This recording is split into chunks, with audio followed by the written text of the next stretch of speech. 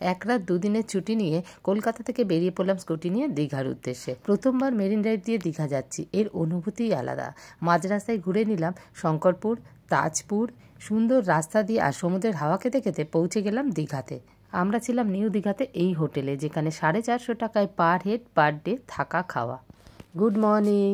বাঘাযতীন থেকে স্কুটি নিয়ে স্টার্ট করেছি 4:45 নাগাদ দীঘার উদ্দেশ্যে। এখন এসে পৌঁছেছি দ্বিতীয় হুগলি ব্রিজ বা বিদ্যাসাগর সেতু। ব্যাস, এখানে এসেই এত জ্যাম পেলাম। পুরো রাস্তাটা কিন্তু ফাঁকায় ফাঁকায় এসছি, বাট এখানে তো লরির প্রচণ্ড জ্যাম। তবে একটা জিনিস কি ভালো জানো তো, 2 চাকা হলে ওই ফাঁক ফোকর দিয়ে বেশ এগিয়ে যাওয়া যায়। 4 চাকা হলে তো হয়তো পেছনেই দাঁড়িয়ে থাকতাম। এই দেখো, এই যে বাঁদিকের এই রাস্তাটা রয়েছে, সব বাইক বা 2 চাকা স্কুটি এগুলো কিন্তু এই সাইড দিয়ে আমরা কতটা এগিয়ে যেতে পারছি। এটা কিন্তু 2 চাকার একটা দারুণ অ্যাডভান্টেজ। স্কুটিতে যাচ্ছি, আর তাছাড়া একটু ঠান্ডা ঠান্ডাও আছে, সেই জন্য অনেকবারই দাঁড়াবো। এই ফার্স্ট টাইম দাঁড়ালাম। এটা হলো ধুলাগড়ের যে টোলটা রয়েছে, এই টোলের সামনে। এই দেখো, এরাও মনে হচ্ছে বাইকে করে যাচ্ছে দীঘা। তো ধুলাগড়ের টোলের সামনে এখানে এই হাইওয়েটাতে আমরা আবার চায় ব্রেক নিয়েছি।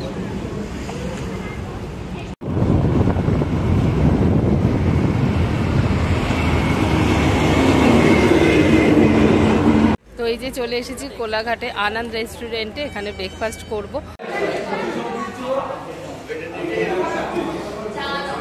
আমরা এখানে নিয়ে নিয়েছি আলু পরোটা। তো আলু পরোটার সাথে এই যেমন ঘুগনি দিয়েছে, আর দিয়েছে হলো রায়তা, সাথে এক্সট্রা আমরা নিয়ে নিয়েছি ডিমের অমলেট। কোলাঘাট থেকে ব্রেকফাস্ট করে আবার আমরা রওনা দিলাম দীঘার উদ্দেশ্যে।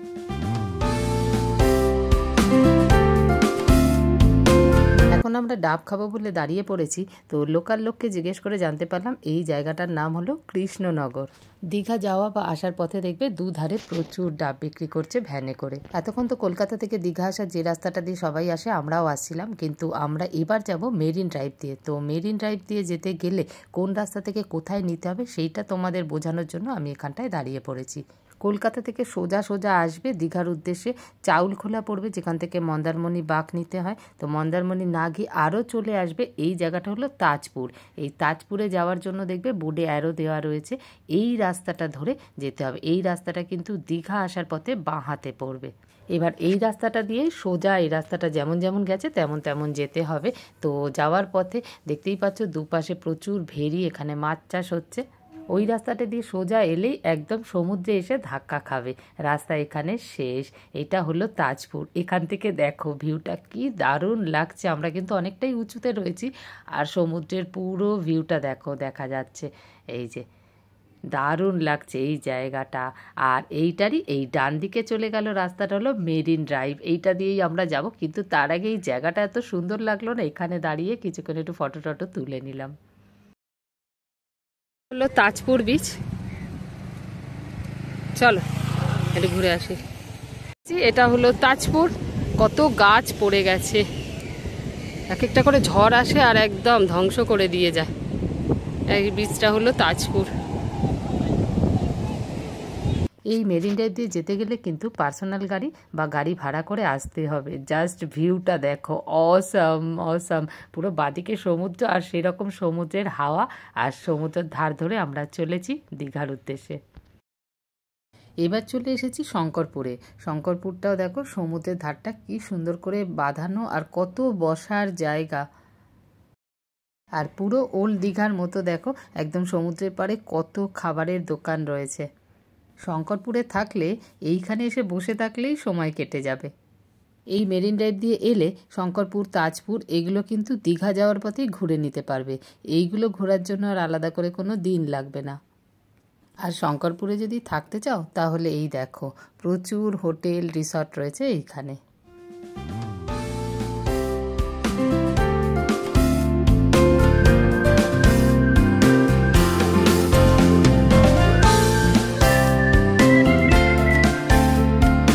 অনেকেই হয়তো জানতে চাইবে আমাদের কোন কোম্পানির স্কুটি, কত সিসি। তাদের জন্য বলে দিই, আমাদের হন্ডা অ্যাক্টিভা 6G আর 110 সিসি। দীঘা 8.5 কিলোমিটার, আর উড়িষ্যার বর্ডার হলো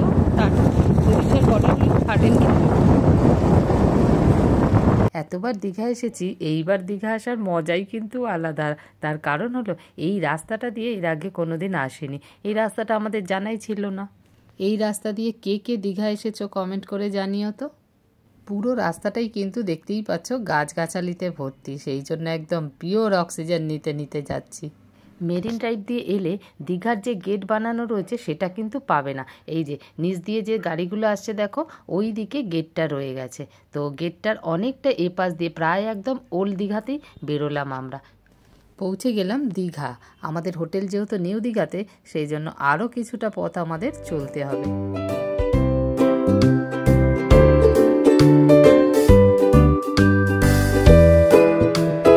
এই হলো নিউ দীঘাতে আমাদের আজকের আস্তানা। তো এই হোটেলেই আমরা একদিন থাকবো। এখানে পার হেড পার ডে 450 টাকায় 3 বেলার খাওয়া থাকা।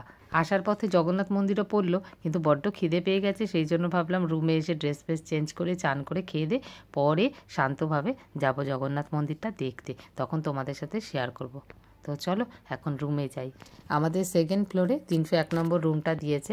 তো 450 টাকায় খাওয়া থাকা শুনে আমি একটু কেমন লাগছিল আমার আর কি, সেই জন্য যাকে এসে রুমটা দেখে তো বেশ খুশি হয়ে গেছি। না, 450 টাকা হিসেবে তো বেশ ভালো রুম দিয়েছে। তো যাই হোক, এইরকম বড় একটা বেড আছে যেখানে 3 জন শুতে পারবে, সঙ্গে এসি রয়েছে, তবে এসি চালালে তার আলাদা চার্জ লাগবে। আর এই দিকে রয়েছে বড় একটা এলসিডি টিভি রয়েছে, আর এই দিকে বাথরুম রয়েছে, এই দিকে রয়েছে একটা বড় টেবিল যেখানে আমরা সমস্ত জিনিসপত্র অলরেডি রেখে দিয়েছি। এই দিকে রয়েছে আরও একটা ছোট টেবিল যেখানেও আমরা জিনিসপত্র রেখে দিয়েছি। রয়েছে একটা মেনু কার্ড, প্যাকেজে যা খাবার আছে, তার বাইরে কিছু খেতে চাইলে অর্ডার করতে পারবে। খাবারের দাম কিন্তু একদম রিজনেবল, চা 10 টাকা, কফি 20 টাকা। রয়েছে একটা ওয়ার্ড্রপ যার গায়ে একটা বড় মিরার লাগানো রয়েছে, আর এই ওয়ার্ড্রপটা খুললেই প্রচুর জায়গা রয়েছে যেখানে অলরেডি আমরা কিন্তু এসে আমাদের জামা কাপড় রেখে দিয়েছি। আর এই হলো ওয়াশরুম, চলো দেখে নিই, লাইটটা জ্বেলে নিয়েছি। এই হলো ওয়াশরুম, এখানে একটা বড় বেসিন রয়েছে, বালতি রয়েছে, মগ রয়েছে, তারপরে সোপ দিয়েছিল যেটা আমরা ইউজ করেছি, এইখানে সেটা রাখা রয়েছে। এই যে রেড কালারের এই লাইফ বয়টা দিয়েছিল ওরা, অলরেডি আমরা ইউজ করে ফেলেছি। রয়েছে একটা মিরার, আর এদিকে রয়েছে শাওয়ার, আর এখানে রয়েছে কোমোড, কল, বালতি, মগ। যেটা নেই সেটা হলো গিজার, যদিও সমুদ্রের ধারে কখনোই ঠান্ডা হয় না, সেই জন্য গিজারের খুব একটা বোধহয় প্রয়োজন হয় না। এখন চলে এসেছি লাঞ্চ করতে। আমাদের এটা যেহেতু প্যাকেজ, সেই জন্য আজকের লাঞ্চ থেকে শুরু করে কালকে ব্রেকফাস্ট দিয়ে শেষ হবে। লাঞ্চে আছে বেশ ঘন মুগ ডাল, আলু ভাজা, কুদলির তরকারি চিংড়ি মাছ দিয়ে, লাউ চিংড়ি, কাতলা কালিয়া, চাটনি, পাঁপড়, আর ভাত তো আছেই। তবে মাছ ছাড়া কিন্তু বাকি সবই আনলিমিটেড, যতবার চাইবে দেবে। এবার হয়তো তোমরা আমার কাছে অনেকেই হোটেলের ফোন নাম্বার চাইবে, সেই জন্য হোটেলের নাম্বারটা স্ক্রিনে দিয়ে দিলাম, যোগাযোগ করে নিতে পারো। আমি নিজে থেকে এসেছি, আমি নিজে এই ফেসিলিটি পেয়েছি, সেই জন্যই তোমাদের সাথে শেয়ার করলাম। তাহলে আজকের মতো এই পর্যন্তই, দেখা হচ্ছে অন্য কোনো ভিডিওতে, ততক্ষণের জন্য বাই বাই।